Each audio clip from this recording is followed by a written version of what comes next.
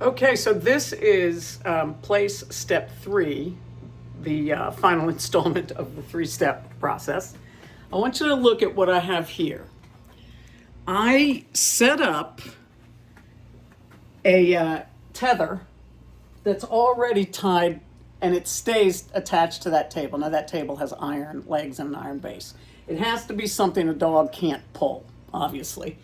But I have the tether extending just far enough that if the dog tries to get off, they can barely get one paw off, and otherwise they are held on. Now, I do have a little spatial issue over here with the sofa, but I'll just deal with that.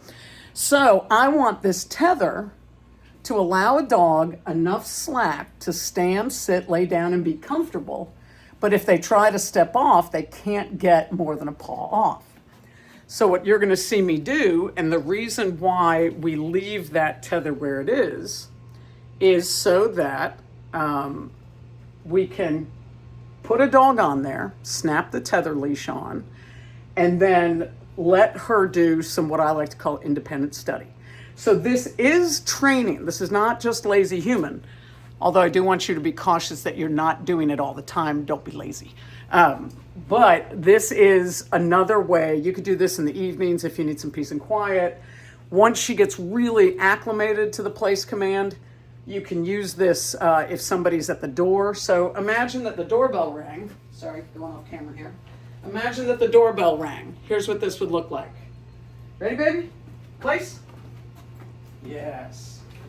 Now, you would not have the leash. Obviously, you'd have to grab her collar to put her on place.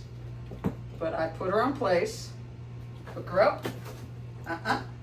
Now, she can only get just so far off, which means that I don't have to run across the room all the time, right? So if she starts to step off, I can just or whatever and try to get her back. The better she gets at the place command, the easier it will be to be at a distance. So if she tries to get off, she self-corrects. Now, as you go through this process of setting up the cot in a location where you can use a tether, which I would make the permanent location if you can, you may need to, like I might want to pull that cot out just a bit because you could see how she got 2 paws off. So adjust. But the idea is that you want her to be comfortable, but also not really be able to get off so that when she steps, she self-corrects and gets back on. So this is something that I would do for 10 or 15 minutes at a time, where you just sit yourself down.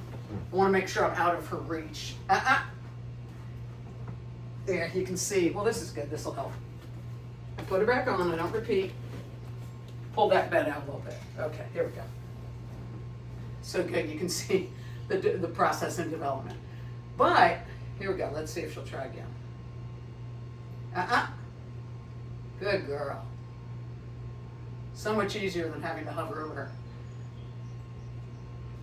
There you go. You see how she's self-correcting?